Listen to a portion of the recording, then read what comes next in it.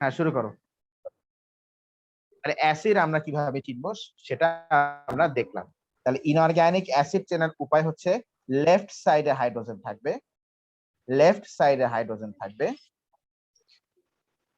H on left side, ঠিক আছে কিনা? কিছু এক্সেপশন আসে যদিও, সেটা আমরা সামনেই পড়বো।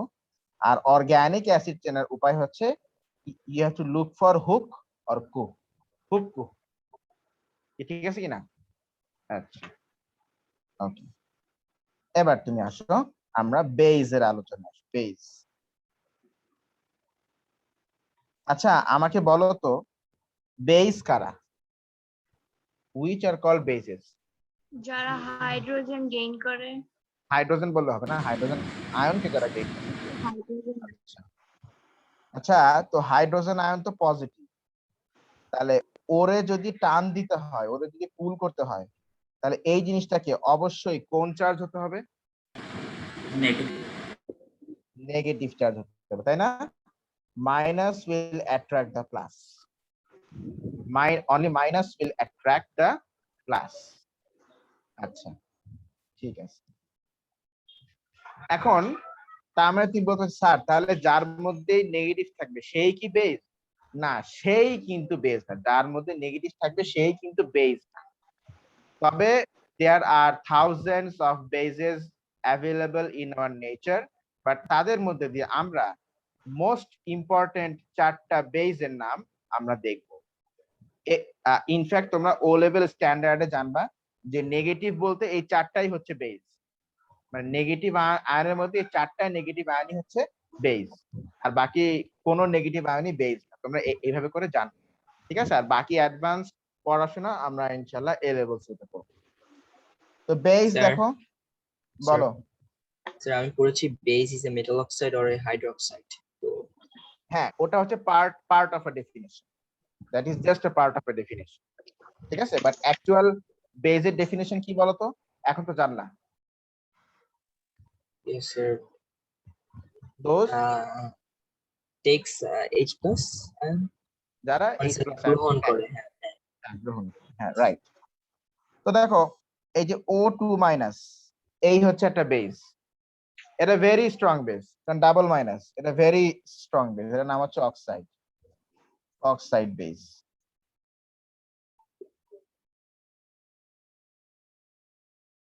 বেস কখনো কম্পাউন্ড হতে পারে না, বেস হচ্ছে একটা আয়ন। বেস আসলে কি বলতো? বেস হচ্ছে একটা আয়ন। আয়ন। হ্যাঁ, তারপরে বেস হচ্ছে OH, এটা হচ্ছে হাইড্রোক্সাইড বেস,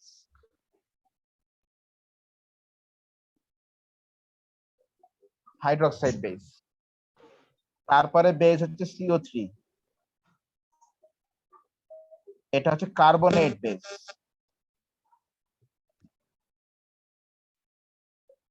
কার্বনেট বেস, এগুলো কি মেমোরাইজ করতে হবে? হ্যাঁ এই চারটা তো মেমোরাইজ করতেই হবে।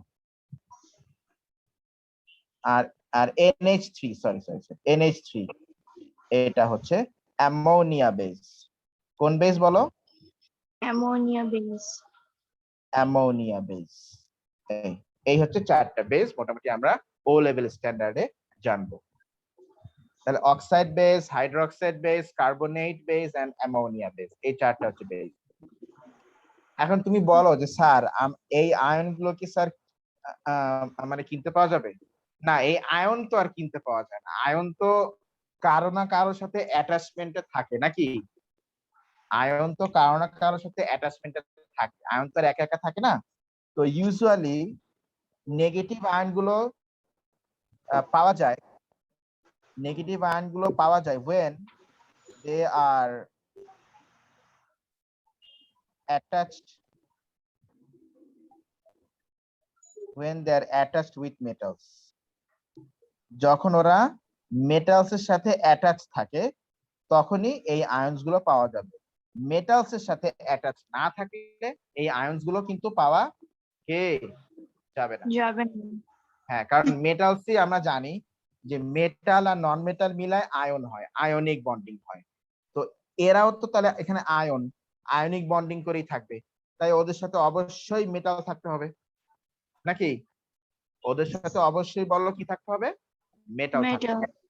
এই জন্য বইতে ডেফিনেশনে বলে metal oxides and metal hydroxides are bases, but that is also an incomplete definition. তোমাকে জানতে হবে মেটাল কার্বনেটরাও কিন্তু বেস। বলো বুঝলে কিনা? বলো Yes, sir. বলো কার মাথার মধ্যে যায়নি? তাহলে এগুলো কি এমনি এমনি পাওয়া যাবে নাকি মেটালস এর সাথে অ্যাটাচ থাকা অবস্থায় পাওয়া যাবে? এগুলোকে মেটালের সাথে অ্যাটাচ থাকা অবস্থায় পাওয়া যাবে। থাকা অবস্থায় পাওয়া যাবে।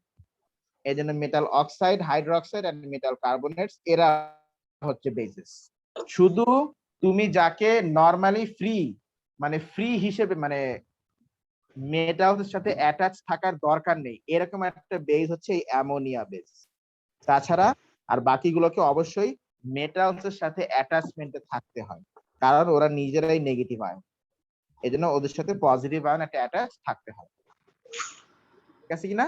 এই চারটা হচ্ছে বেস। আমার গালি বুঝছো জিনিসটা? Yes, sir. আচ্ছা, তাহলে বইয়ের যে ডেফিনেশন ওটা কি কমপ্লিট না ইনকমপ্লিট বলো তো? এটা Incomplete. হচ্ছে ইনকমপ্লিট, কারণ ওরা বলছে শুধু oxide and hydroxide, but base কি এই দুইটাই? অবশ্যই sir. না, কার্বনেটটাও কিন্তু বেস, ওইটাই। এই জন্য বেজের যদি তোমার কাছে এক্সামের ডেফিনেশন চাই, তুমি অবশ্যই বেজের ডেফিনেশন এইটা লিখে দেবে, that can gain hydrogen ion. এটা লিখলে এক্সামিনার সেই খুশি হবে যে বাহ এ তো কনসেপ্ট সেই, এটা তো সেই সেই মার্ক দেওয়া লাগবে।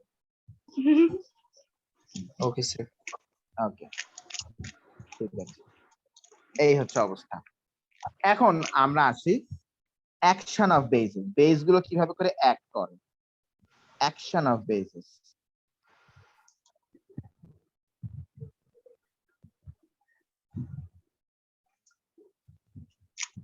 বেস গুলো কিভাবে করে অ্যাক্ট করে সেটা আমাদের একটু জানা দরকার, মানে জানা দরকার। এরে সাউন্ড আসে কোত্থেকে রে? অনেক সাউন্ড আসে। আচ্ছা দেখো তাহলে যেটা বলছিলাম, আচ্ছা হাইড্রোজেনের উপরে কয়টা প্লাস? একটা প্লাস, তাই না? একটা। আচ্ছা, অক্সাইডের উপরে কয়টা প্লাস? দুইটা প্লাস। সরি, অক্সাইডের উপরে কয়টা মাইনাস? দুইটা। দুইটা। তাহলে এই অক্সাইড একাই সে কয়টা হাইড্রোজেনকে অ্যাট্রাকশন করতে পারবে? দুইটা, কারণ দুই। হাইড্রোজেন একটা প্লাস। আচ্ছা আমি তোমাদেরকে এটাকে এইভাবে করে ইমাজিন করাই, ধরো এটা মাইনাস মাইনাস মানে দুইটা মাইনাস, তাহলে একটা মাইনাস অ্যাট্রাকশন করবে একটা হাইড্রোজেনকে, আর একটা মাইনাস অ্যাট্রাকশন করবে কি আরেকটা হাইড্রোজেন, নাকি? Yes sir. এই হচ্ছে কি এখানে কাহিনী। ওকে, তো এভাবে করে অ্যাট্রাকশন করে বলো তো পরে কি হয়ে যাবে? এটা ওকে আর এটাকে ও অ্যাট্রাকশন করবে, তো মিলে কি হয়ে যাবে বলো? H2O হয়ে যাবে, ওয়াটার হয়ে যাবে। এটাকে আমরা কিভাবে করে লিখবো? আমরা লিখবো 2H প্লাস, মানে দুইটা H প্লাস আর এর সাথে O2 minus, this will give H2O। এইভাবে করে আমরা লিখবো। তাহলে এই হচ্ছে অক্সাইড বেসের অ্যাকশন। এক্সাম্পল দেখি আমরা কয়েকটা, এটার এক্সাম্পল দেখি। ধরো বললাম sodium oxide plus hydrochloric acid. আচ্ছা এটা তো হাইড্রোক্লোরিক অ্যাসিড, আমি এটাকে নাম দিচ্ছি হাইড্রোক্লোরিক অ্যাসিড, ঠিক আছে? তার মানে ও তাহলে হাইড্রোজেন রিলিজ করবে বলো, নাকি? আর এই যে সোডিয়াম অক্সাইড, এই যে এখানে অক্সাইড আছে না, অক্সাইড বেস আছে কিনা? অক্সাইড বেস আছে। আছে কিনা বলো? আছে। তাহলে এই অক্সাইড বেস কি করবে বলো? এই হাইড্রোজেনকে সে গেইন করবে, তাই না? ও তো অ্যাসিড, ও হচ্ছে এই হাইড্রোজেনকে লুজ করবে। আর এই অক্সাইড তো বেস, অক্সাইড কি করবে? ও সেই হাইড্রোজেনটাকে গেইন করবে। গেইন করবে।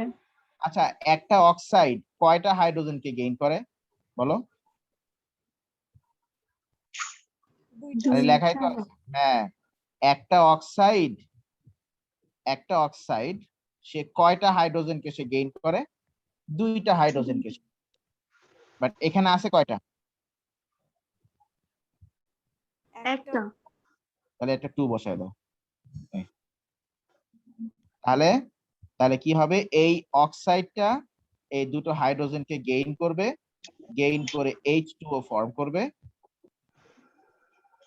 আর তাহলে এইটা আর এইটা মিলে H2O ফর্ম করলো, বাকি থাকলো Na আর Cl।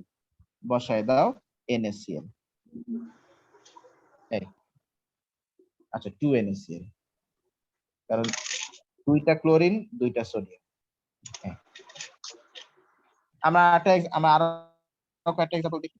ধরো বললাম ক্যালসিয়াম অক্সাইড, এই যে মেটালের সাথে অক্সাইড, মানে এটা অক্সাইড আয়ন, তাহলে মেটাল না থাকলে তো আয়ন হবে না। প্লাস ধরো দিলাম H2SO4, বলো H2, আচ্ছা এটা কি অ্যাসিড নাকি না আগে বলো আমাকে। জি স্যার।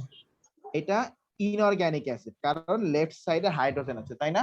তাহলে এটা হচ্ছে ইনঅর্গানিক অ্যাসিড, এর নাম হচ্ছে সালফিউরিক অ্যাসিড।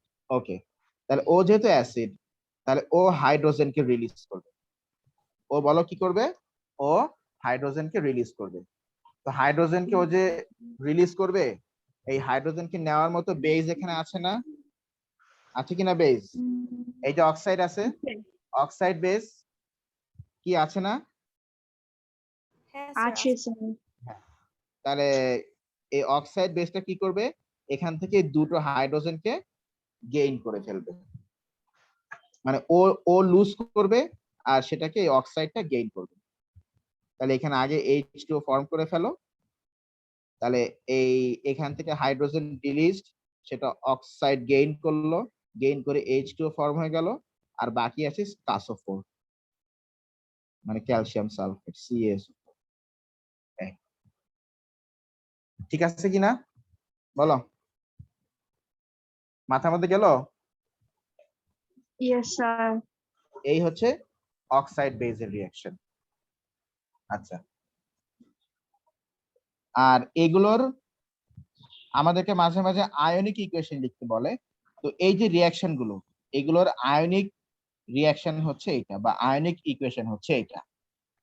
মানে জাস্ট আমরা যেটুকু পার্ট এখানে রিঅ্যাকশন, দেখো এখানে কিন্তু ক্যালসিয়াম আর সালফেট কিন্তু কোনো রিঅ্যাকশন করতেছে না, করতেছে কিন্তু এরা।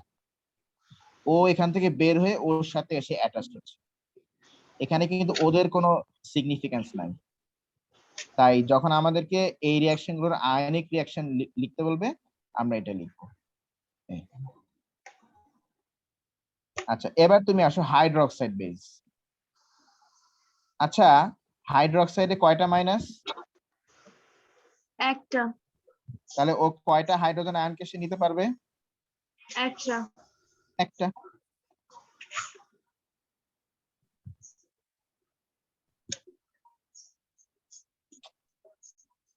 বলো কি হয়ে যাবে? H2O।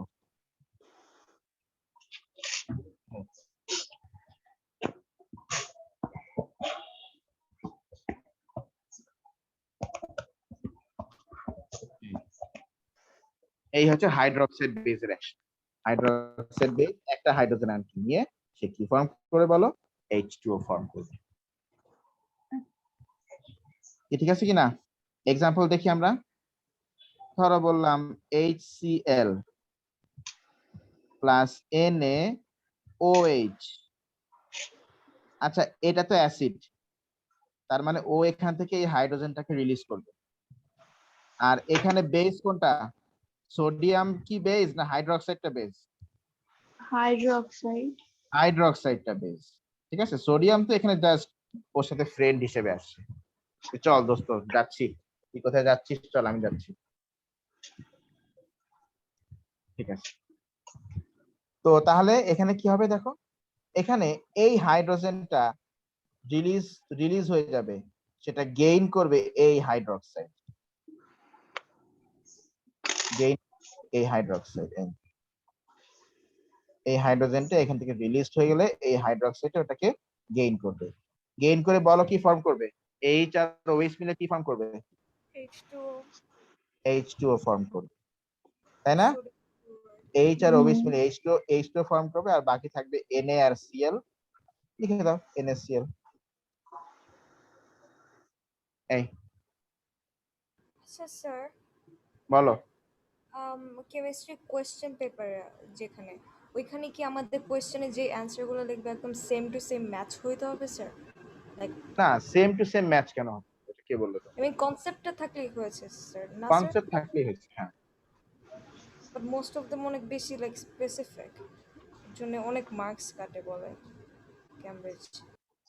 না, কেমব্রিজ হচ্ছে international standard syllabus, international standard syllabus ওরা কখনো একদম ওই মানে কনসেপচুয়াল আনসার ছাড়া ওরা মানে কনসেপ্টের বাইরে লিখতে তো মানে কেটেই দিবে, কনসেপচুয়াল হলে কাটবে না। আচ্ছা স্যার, আমাকে আচ্ছা। একজন বলেছিল স্যার যে সেম টু সেটা সেম মেমোরাইজ করতে।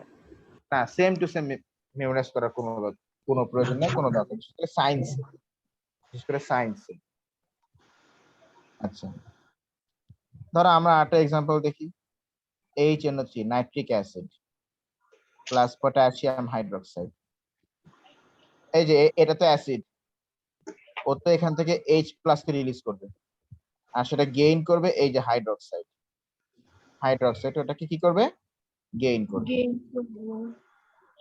গেইন করে ফর্ম করবে H2O, আর এখানে থাকবে পটাশিয়াম নাইট্রেট, এই হচ্ছে হাইড্রোক্সাইড বেজের অ্যাকশন। এটা কার অ্যাকশন বলো, এটা হচ্ছে হাইড্রোক্সাইড বেজের অ্যাকশন। আচ্ছা, এবার তুমি আসো কার্বনেট বেজের অ্যাকশন। আচ্ছা, কার্বনেট তো দুইটা মাইনাস, তাহলে ও কয়টা হাইড্রোজেনকে ও গেইন করতে পারবে? দুইটা। এই কি ব্যাপার, সব চুপচাপ কেন, কেউ কি বুঝতেছো না ভালো মতো? কার কোথায় বুঝতে সমস্যা হচ্ছে বলো, স্যার, বলো স্যার ভাস আমাকে মাত্র কি বললো জানেন? কি? স্নেহা, বলে কি আমি কিন্তু আচ্ছা, আচ্ছা না থাক, বলবো না। সেটা না, আমাকে বলো যে কে কি বুঝতেছে না, কার কোথায় বুঝতে সমস্যা হচ্ছে।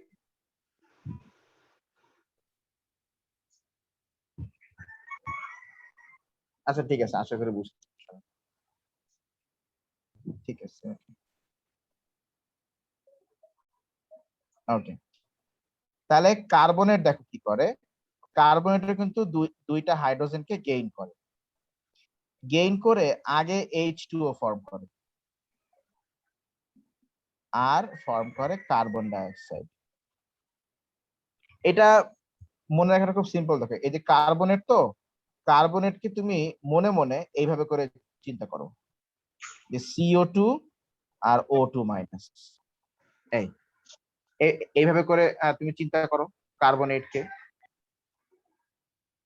তাহলে এই এই এই দুটা H প্লাস এই O2 এর সাথে মিলে H2O ফর্ম করবে, আর এই যে কার্বন ডাইঅক্সাইডটা এই যে এখানে রয়ে গেছে। যাই হোক, এত ডিটেলস আমাদের জানার কোনো দরকার নেই, কোনো প্রয়োজন নেই, আমাদের এতটুকু জানলেই হবে যে কার্বনেট দুইটা হাইড্রোজেনকে গেইন করে H2O আর কি ফর্ম করে, H2O আর কি ফর্ম করে বলো, CO2 ফর্ম করে। কার্বনেট দুইটা হাইড্রোজেনকে গেইন করে সে কি কি ফর্ম করে বলো, H2O আর কি, CO2। তাহলে কার্বনের যখন হাইড্রোজেনকে গেইন করে তখন সে কি ফর্ম করে বলো, H2O আর কি, CO2 ফর্ম করে। ওকে, এবার আমরা এক্সাম্পল দেখি কয়েকটা, দেখ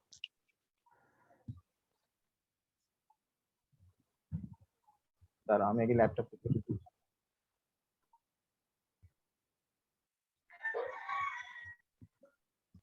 মাশরাফ আমাকে ল্যাপটপ থেকে ঢোকার পারমিশনটা দিও, আমি রিকোয়েস্ট পাঠাচ্ছি।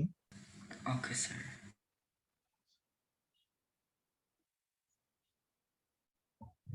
কি ব্যাপার, স্লো কাজ করছে কেন?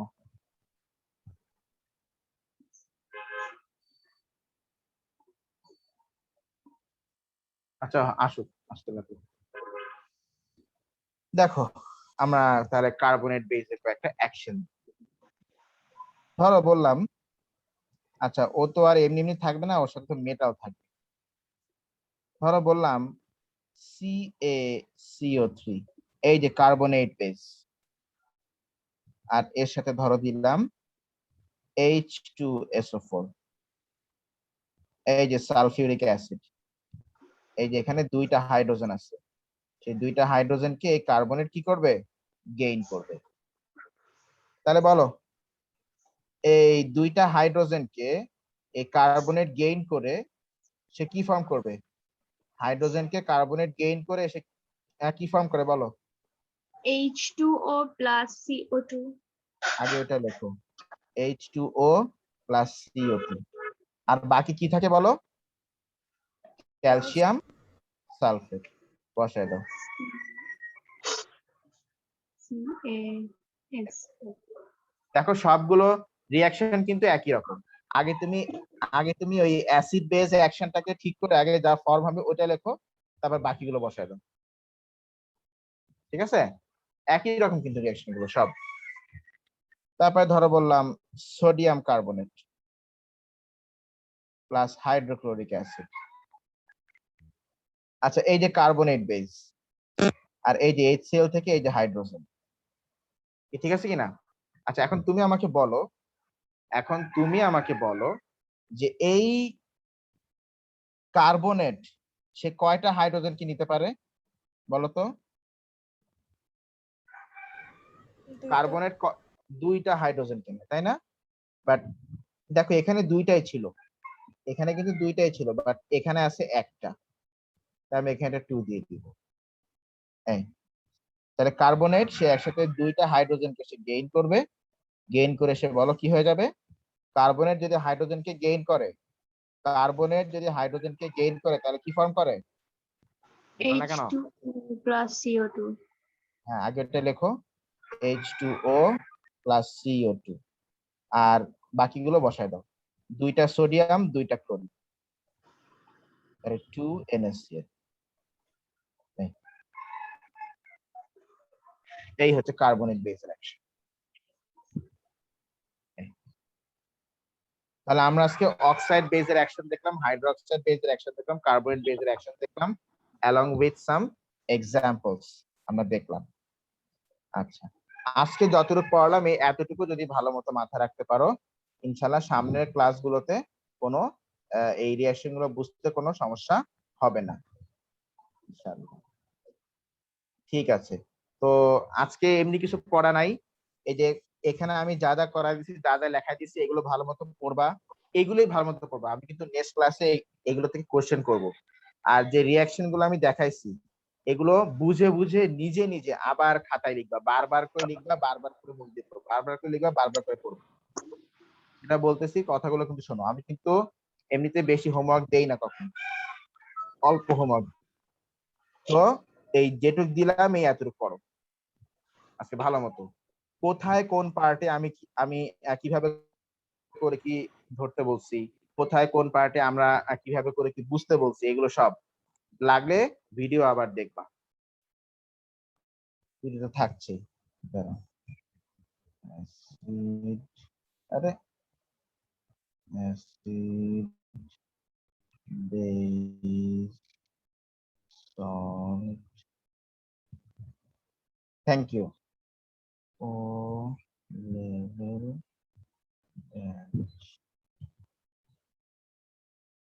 ওকে, ঠিক আছে। তাহলে that's all for today, thank you everyone, আমাদের নেক্সট ক্লাসে Allah আবার sir. দেখা হবে। আল্লাহ আল্লাহ হাফেজ হাফেজ, স্যার। Good bye. স্যার আল্লাহ আল্লাহ হাফেজ স্যার। পাঁচটায় না স্যার? আল্লাহ হাফেজ হ্যাঁ স্যার। 5 টাইম। আল্লাহ হাফেজ।